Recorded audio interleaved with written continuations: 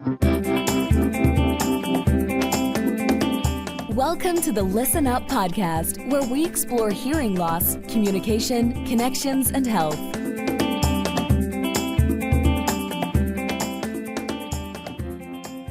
Hey everybody, Dr. Mark Sims here. I'm the host of the Listen Up podcast, where I feature top leaders in hearing healthcare. This episode is brought to you by Listen Up Hearing Center.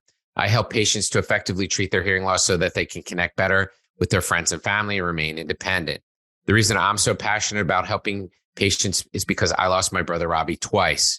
First from his hearing loss from radiation to his brain tumor, again when he passed away. I only care for ears. I'm the ear of ENT, and I've performed over 10,000 ear surgeries and taken care of many more with hearing loss over the past 20 years. I'm the founder of Listen Up Hearing Center. I'm also an author of the same book, Listen Up, A Physician's Guide to Effectively Treating Your Hearing Loss. If you want to learn more about that, go to listenuphearing.com. That's listenuphearing.com. For a great guest today, I'm excited to talk to him. This is Greg Scott. He's the founder of SoundPrint. It's an app that allows you to discover a quieter venue in your city. Like many people with hearing loss, Greg had difficulty hearing in noisy bars and restaurants. He began to measure noise with a smartphone decibel meter and developed a list of quieter places that inspired Greg to create the SoundPrint crowdsourcing app. The app is not only for the hearing impaired community, but even those with typical hearing will benefit from it. Today, people worldwide can freely access the SoundPrint app to learn if a certain venue is quieter or louder. This is a great guest, somebody who's done something about hearing loss and how to hear better in public places, something many of my patients complain about. Greg, thanks for coming on the podcast. I appreciate it. Thanks for having me, Mike. Excited to be here. Yeah, this is great. So Greg, tell me, a little bit about, your journey. In other words, I suspect you you weren't born to be a iPhone or a smartphone app developer. So Right. Tell me about like the story. I mean, I gave a little bit of summary, but, tell me about your coming to it and then trying to get it started, which was probably a challenge in and of itself. Yeah, sure. So I live in New York City, and I think I essentially was trying to solve a problem, and that problem was trying to find love in all the places. Notorious, loud New York City, and going on dates. I'd be trying to find restaurants or bars or coffee shops that weren't noisy, where I'd be able to hear my date, because obviously with hearing loss, I'm more sensitive to loud noises or intrusive noise. And I would go to Google, I would go to Yelp, I would go to Foursquare, I would try to use OpenTable, and I would search terms like quiet restaurant in East Village, or quiet wine bar in Soho, or quiet, cafe in San Francisco if I was in San Francisco. And most of the time the results weren't that good, but sometimes I would test those results and go to those places, and high percentage, 95, 99% of the time, the places were not quiet, and it was getting very frustrating. And more often than not, I was getting a little bit of anxiety before the date. You just never know if the place is going to be reliable enough to have a good conversation. We have to spend so much energy trying to figure out what they're saying, and as opposed to being able to relax and be fully present in the conversation. And so that kind of like was the basic problem I was trying to solve. And I was going home to San Francisco, where I'm from. I wanted to have dinner with my mother, and she said, where? And I just said a quiet spot. And she said, where? And I didn't know. And then that's when I thought, wouldn't it be nice if we all had the same calibrated decibel meter on our smartphone, where we could all measure places based on how loud or quiet they are, and help certain people find quieter venues and avoid the noisier ones.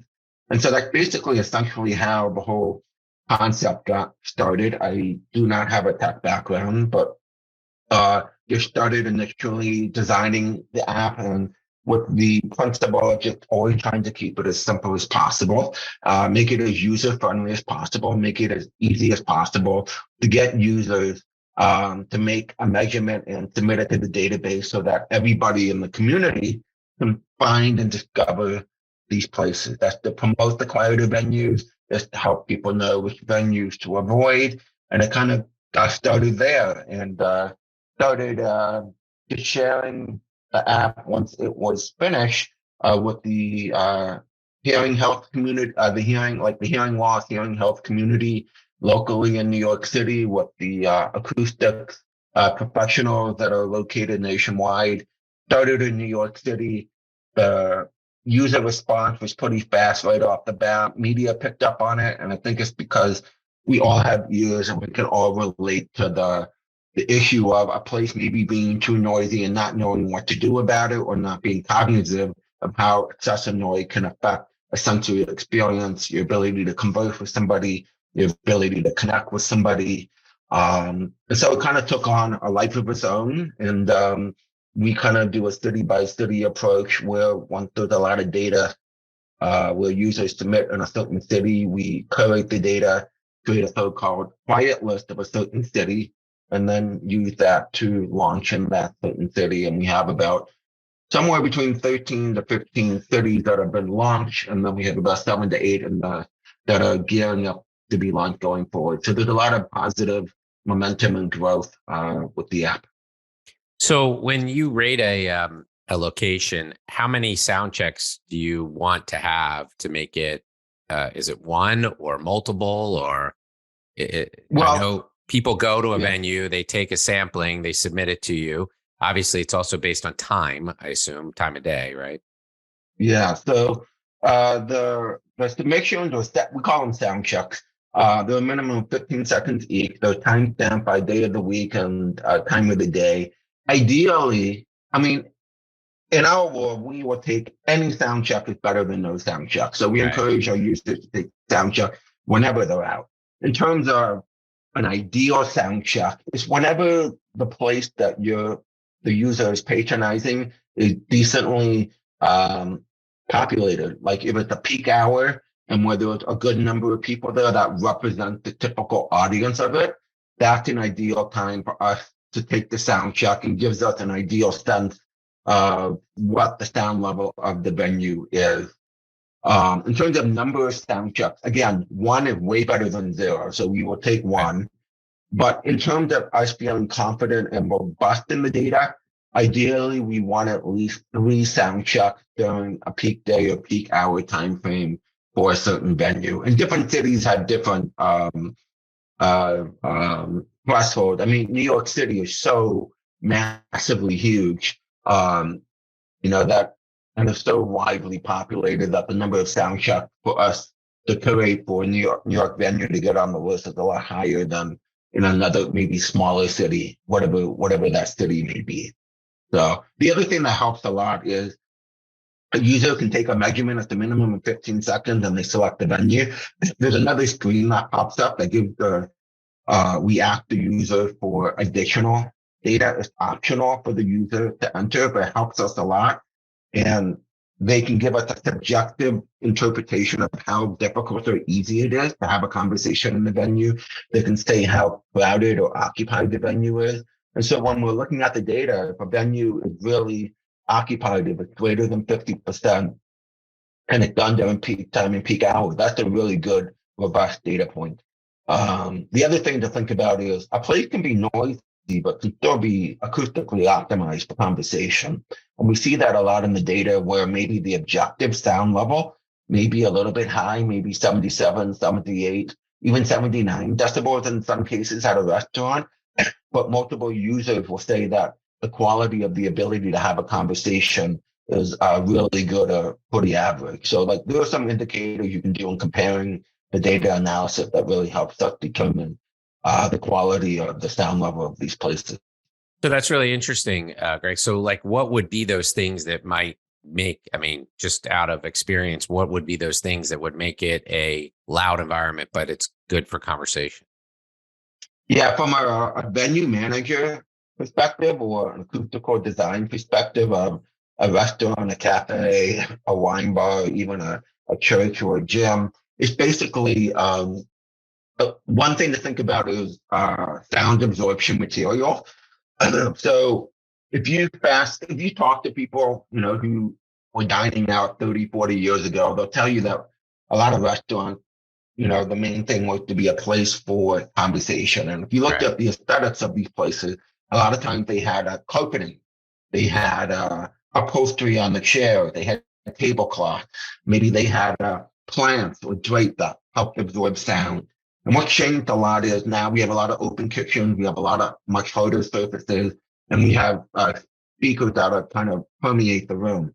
So the other things you can look for is not having an open kitchen. Think about the table spacing, the table seating. If there's a bar, you position the tables away from the bar where there's a lot of people.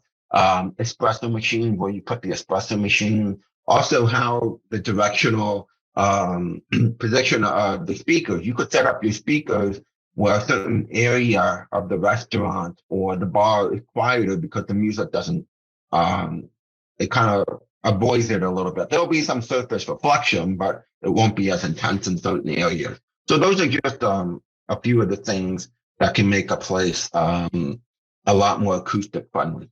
It's really, the best thing is to pay attention to design when you're designing the restaurant. But what happens is a lot of venue managers start getting noise complaints, or they're wondering why people just aren't having a very good experience, even though the food is amazing. And it's because a lot of times the sound is just either overwhelmingly loud or just not very pleasant. And people sense that in their bodies and their sensitive experience. Yeah. No, thanks. That's great feedback. So when looking at your app, I mean, you have different categories of venues, right? Yes. Quiet, loud, very loud. So moderate. What's the distribution? In other words, of all of the venues you have, what percentage is quiet? What's moderate? What's loud, and what's very loud?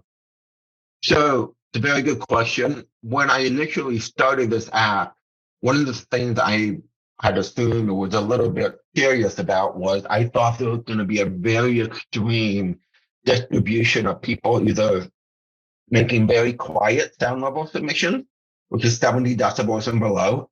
If you have hearing loss, that's probably ideal for you. Like if you have severe hearing loss, like I do, that's ideal. And then you're going to have people making submissions when it's very loud, in the sense that like people either want to promote a quiet space because they wanted people to know about it, or they want to put in a noise complaint, basically by taking a measurement. I should also add that users can make noise complaint, and we'll contact the venue and work with the venue and put them in touch with an acoustic supplier to help optimize it. But in terms of the distribution, surprisingly, it's a lot more evenly spread out than I thought. It's not perfectly 25% across all four categories, but it's something like 28% in the very loud and 28% in the quiet, and then the moderate and loud make up the rest. So it's a lot more evenly or close to evenly spread out than I thought. Yeah, I'd be honest with you. I thought it was going to be skewed to the loud and very loud. That's where I thought it would be skewed. Yeah, I think that just speaks to, a user just getting in the habit of wherever they are, just taking a sound check. And that really helps, I think, skew out the data pretty evenly. So I was looking on your website. So you have cities that have been kind of mapped. What are the criteria? Like how many sound checks, or what makes a city to be considered to be mapped? You mean like to be put on the curated quiet list, or to appear in the database? Well, no, you have a list on your database, on your website, that's like, it's the main cities that actually you have enough.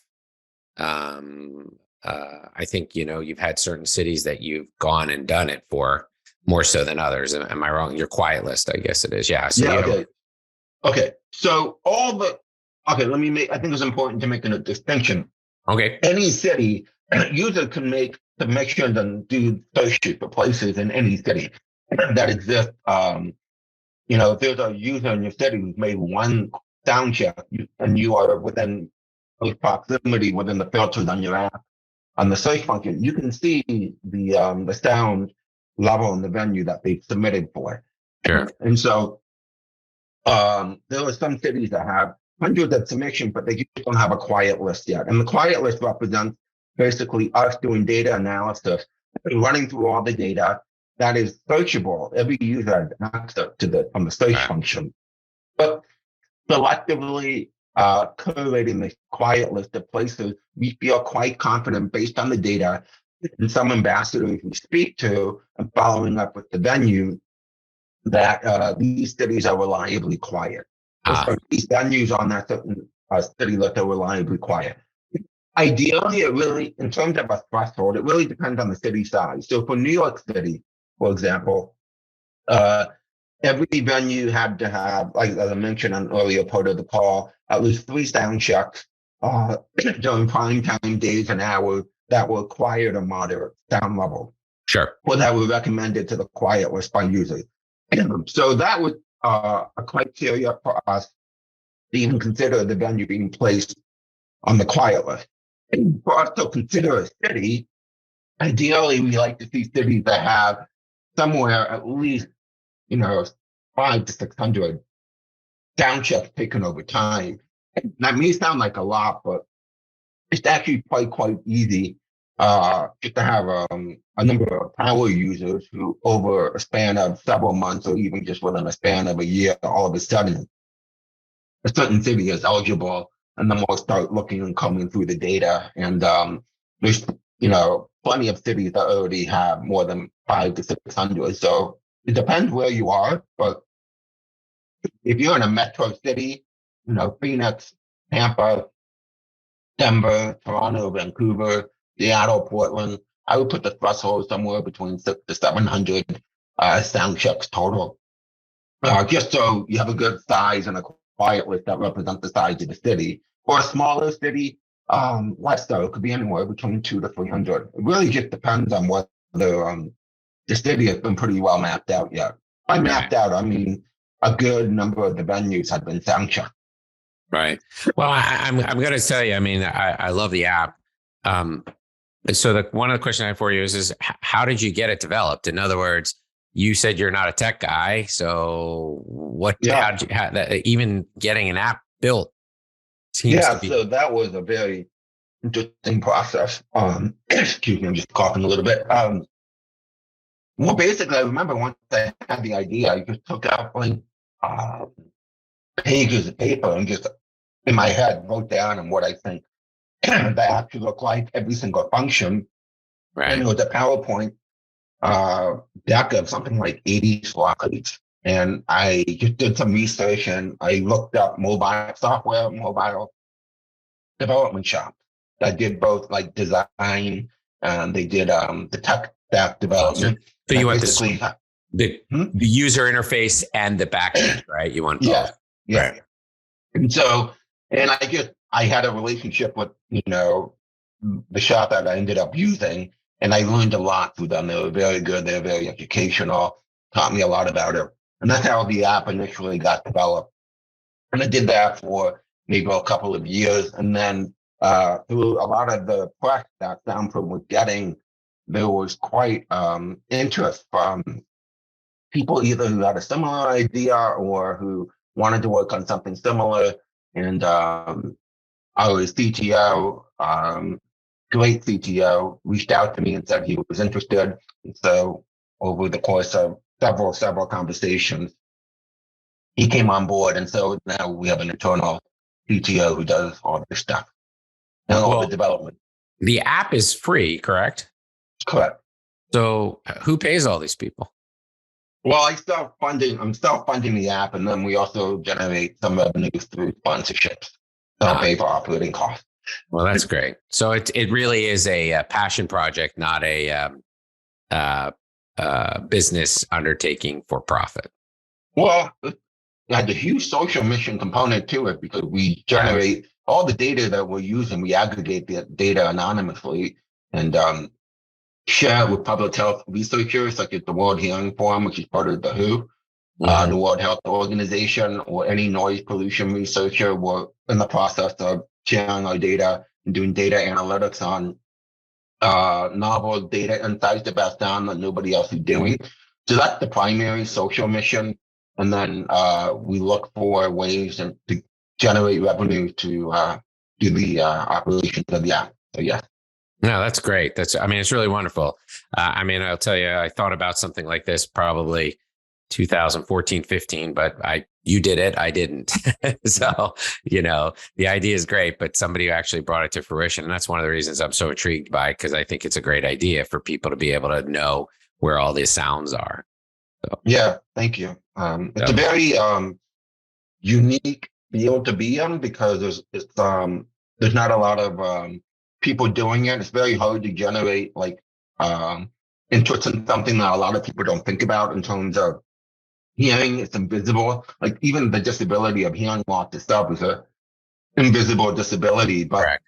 it's not something you see. Noise isn't something you see, but it's a very widely used empowerment tool, and we all have ears, and it's really been a joy to watch the public respond to it, and all the emails we get saying that users really want a tool like this to help advocate for their own hearing health, to show the venue managers, hey, look, can you lower the music or just turn it off or do something about it because the place is loud and you need proof. Here's an app that shows you exactly the sound level and what that sound level means, because the world just seems to be getting louder and louder, at least right up before the pandemic. And noise-induced hearing loss is just becoming An epidemic. a rising serious public health issue. More people seem to have hearing loss at a younger age.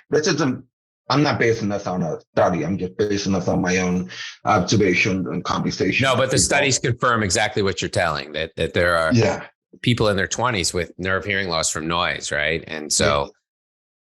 Yeah, and it's not even just, hearing loss and, the absolute stuff. It's also tinnitus, which also affects a huge number of people. And you have a hyperacusis. I'm not just talking about the hearing health. There's also the normal health aspects of all the sound affecting, stressing your body out. So think of all the employees who are working in these very loud, venues or concerts or restaurants, exposed to this loud music or just excessive noise 8 hours a day, every day. That takes a toll on your body.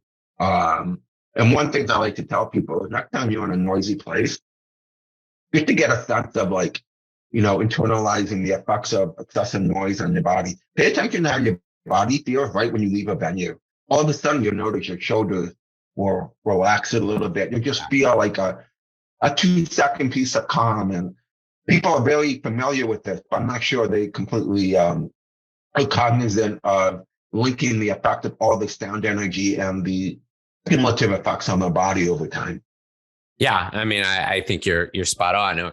And, even on a simpler level, just, going out to perhaps trying to do something social like a meal and it being much more work than you had expected because of the background noise making day-to-day conversation or casual social conversation challenging. Right. And so people, it's not that they realize that it's made it hard. They're not aware of it, but it actually has made the event or the evening out or whatever you want to call it, as you were, just more difficult. You're working harder to communicate. Yeah, definitely. So that's great stuff. And so where do you see this app going? What else? So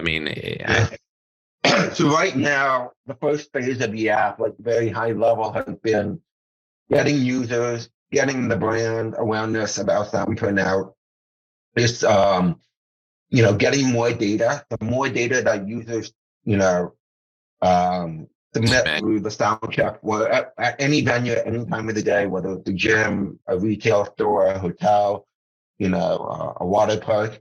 That's what the first phase of the app trajectory is. And then the second phase, which we're starting to explore a lot more concretely, is working with the venue managers or identifying them or reaching out to them, telling them that people have either submitted a noise complaint or people are, possibly not returning to the venue because it's being too loud, and kind of automating and scaling up the process of connecting those venue managers, the ones who are receptive, with the acoustic consultant and suppliers. That's one thing you want to do.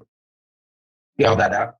The other thing is really to help those venues that have quieter sound environment or certain areas in the restaurant or a certain set of tables in the restaurant be able to benefit from creating a very quieter environment. So we're working on a partnership that kind of helps reward those venues and give those venue managers an avenue to help promote it to a new a user base that really cares about noise. And just to help on that point further, it's not just people who are noise sensitive that use the app. They're very heavy users, obviously, but it's also behavioral situations. So there are people with normal hearing who just want a quiet spot for a certain date or to have a good conversation over a business meeting, or maybe their family's in town or they just don't feel like stressing. So there's a lot of behavioral users of the app too, like situational. Yeah, no, I'd agree. I mean, I guess the kind of the one thing is, restaurants sell food, not conversation. And so some of them definitely use the background noise to make it so people converse less and eat more and flip tables. So it Yeah. does have something to do with the flipping of tables. Would you agree?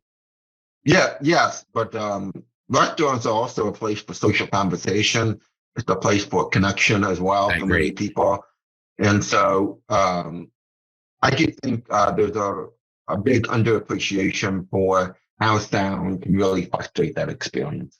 I agree 100%. I just think some of them are looking at the only product that they're worried about generating revenue from is food. And I Yes, understand or exactly what you're drinks. saying. Yeah, right. No, I agree 100%. I mean, it is the whole experience, but, I mean, especially the lower priced restaurants. So if you go into, not to hang them out to dry, but if you go into a cheesecake factory in the middle of the afternoon when the venue is empty, there's a lot of noise and they're piping noise into that venue to make it so it's more crowded and people eat quicker.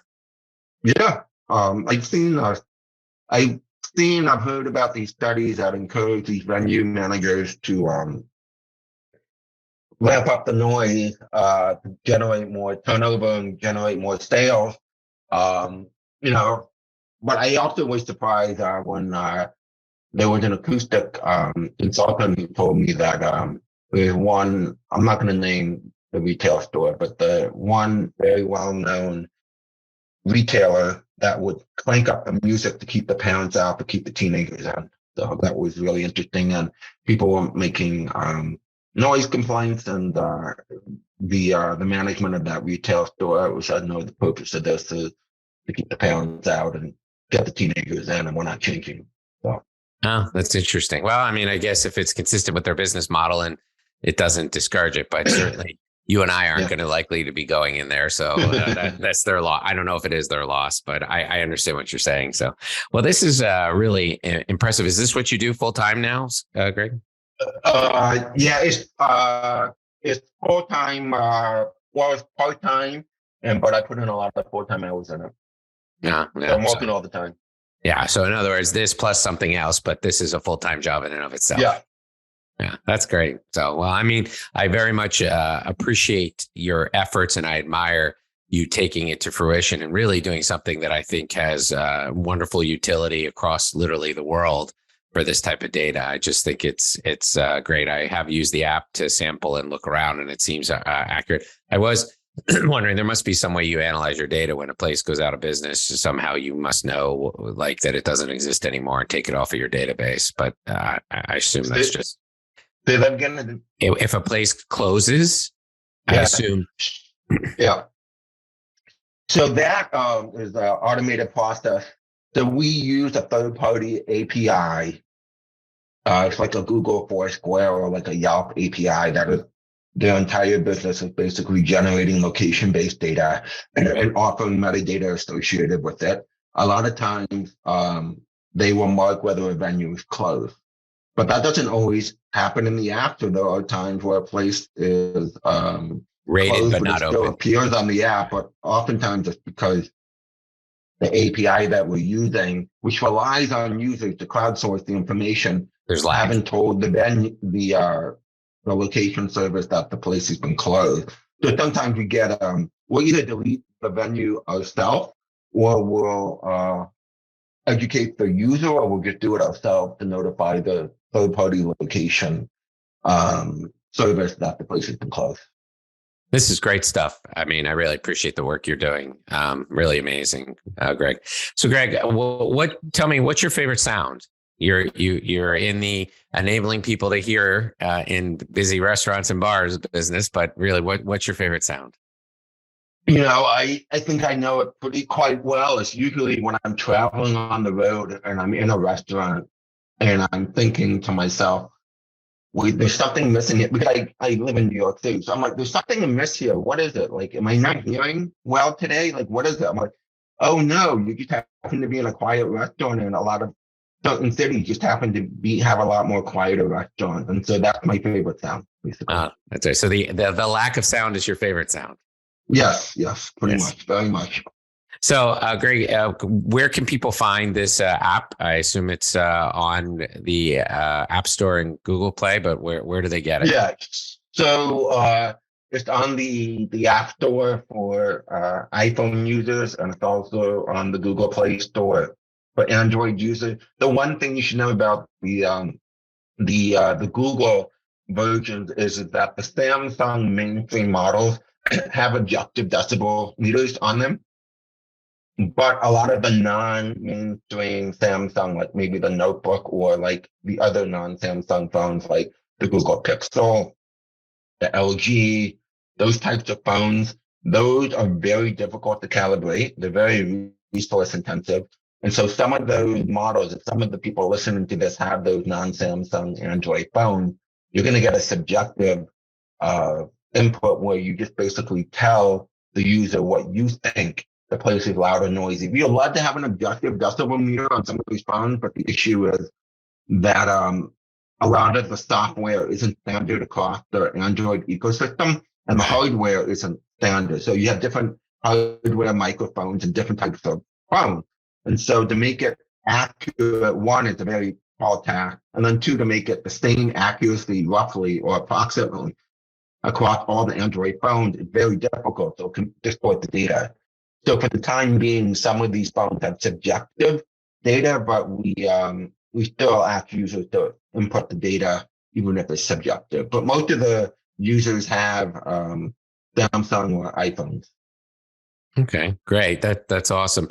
And so if people want your website, what is your web address? I mean, I know what it is, but yeah, it's SoundPrint, one word, .co. So SoundPrint.co. And how about if people want to get a hold of you specifically, LinkedIn or go to the website or? Sure, just email Greg, Greg, at SoundPrint.co. Okay. Again, everybody, this is Greg Scott. He's the CEO and founder of SoundPrint. It's an awesome app to give you information about background noise in different venues so you can communicate more effectively and hear better. I think he's done a really amazing thing to take this to fruition, and it sounds like he's willed it into existence based on his story, which I think is great. So, Greg, I want to just give you a big thanks for those efforts on behalf of everybody who benefits from this, and thanks for coming on the podcast. It was wonderful being here and talking. I'll come back anytime. Thank you so much. That's great. Thanks again. Thanks for tuning in to the Listen Up podcast. We'll see you again next time, and be sure to click subscribe to get updates on future episodes.